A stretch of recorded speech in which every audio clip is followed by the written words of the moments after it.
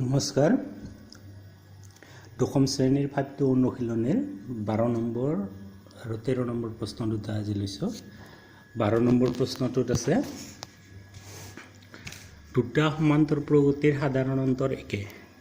ইহঁতৰ 100তম পদ দুটাৰ পাৰ্থক্য 100 ইহঁতৰ 1000তম পদ দুটাৰ পাৰ্থক্য কিমান ইয়াত দুটা সমান্তৰ প্ৰগতিৰ কথা কোৱা হৈছে গতিকে প্ৰথম পদ দুটা বেলেগ বেলেগ হ'ব সাধাৰণ অন্তৰ কিন্তু একে হ'ব ধৰা হল প্ৰথম পদ ক্ৰমে দুটা শ্ৰেণীৰ এটাৰ A1 আৰু আনটোৰ A2 আৰু সাধাৰণ অন্তৰ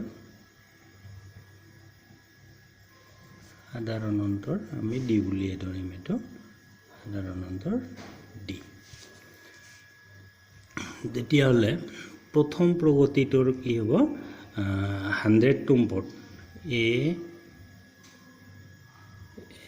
T100 এনেকে লিখো 100তম পদ T100 = হ'ব A plus A এর ঠাইত ইয়াত A1 আছে A plus 99 D হ'ব আকৌ দ্বিতীয় প্ৰগতিটোৰ কাৰণে হ'ব T100 কি হ'ব T100 তম পদটো A2 plus 99 D হ'ব আমি এটো 1 এটো 2 দিলো এতিয়া এই দুটাৰ পাৰ্থক্য কিমান দিছে 1 - 2 কৰিলে আমি পাম A1 ৰ পৰা A2 মাইনাস হ'ব আৰু 99 D ৰ পৰা 99 D মাইনাস কৰিলে নাথাকিব এই দুটাৰ পাৰ্থক্য বুলি 100 এইটো আমি 3 নম্বৰ দি থলো এতিয়া যদি আমি 1000তম পদটো লিখো 1000তম পদটো হ'ব A1 plus 999 D এটো হ'ব আমাৰ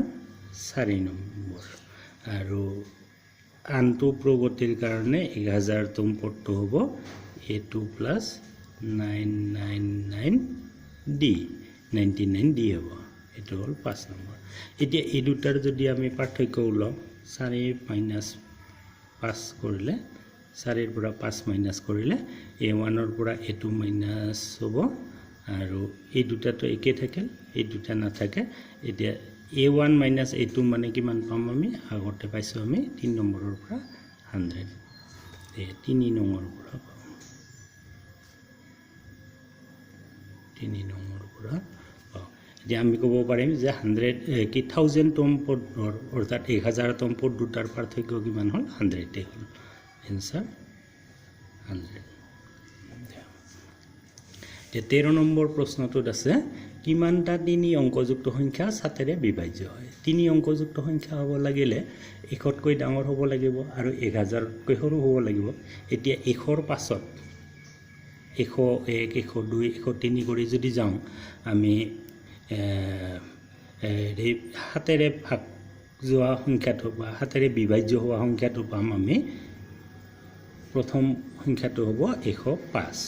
তাৰ পিছৰটো হ'ব 112 ইয়াত আৰু 7 যোগ কৰিলে 119 এনেকে আমি একেবাৰে শেষৰটো 999 তো না যায় ভাগ কিমানক যাব 994 যাব 94 ৰ পাছত আৰু 1000 লৈকে নাথাকে সংখ্যা গতিকে এটো হ'ব আমাৰ শেষৰ সংখ্যা ইয়াত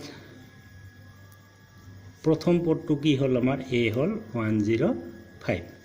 D কিমান হ'ব 112 minus 105 is equal to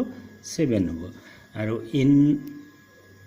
n ৰ মানটো আমি নাজানো কিন্তু n তম পদৰ মানটো আছে n is equal to হ'ব 994 যেহেতু n তম পদৰ মানটো আছে আমি সূত্ৰত এনেকে বহাব পাৰিম a plus n minus 1 n minus 1 into d is equal to কি হয় an এতিয়া a ৰ মান হল 105 n ৰ মান নাই d ৰ মান হল 7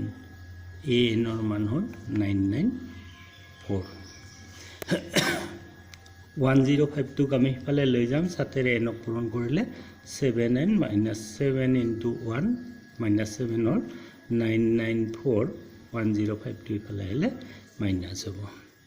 7n এই 7 টোক আমি ইফালে লৈ যাম 994 ৰ পৰা 105 যদি মাইনাছ কৰিম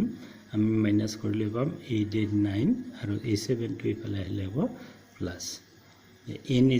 হ'ব 9 7 16 7 8 9 8 7 এৰে ভাগ ঠিক আছে 7 এৰে ভাগ কৰিলে কি হ'ব 8 9 6 ক 7 এৰে ভাগ কৰিলে 819 7 দুগুণ 14 5 6 8 7 গুণ 56 মিলি গ'ল 128 গতিকে আমি এতিয়া ক'ব পাৰিম যে 3 অংকযুক্ত সংখ্যা 7 এৰে বিভাজ্য হোৱা কিমানটা আছে 128টা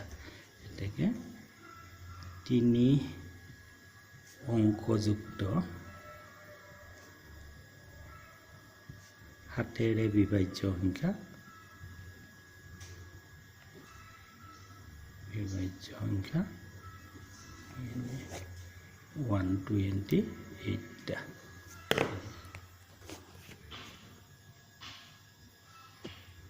ধন্যবাদ